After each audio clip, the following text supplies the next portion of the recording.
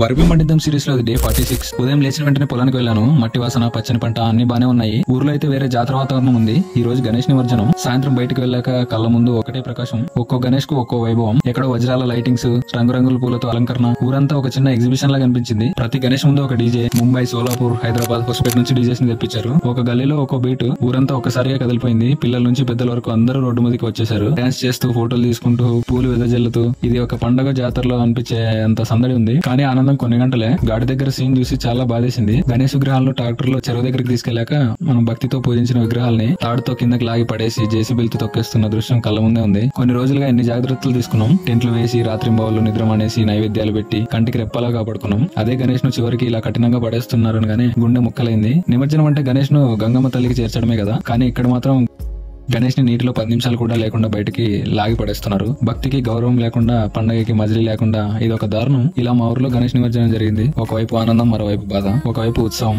మరోవైపు వాస్తవం. మనం పూజించేంత గౌరవంగా నిమజ్జనం కూడా జరగాలని అనుకుంటున్నాను. సరే మరి, బాయ్.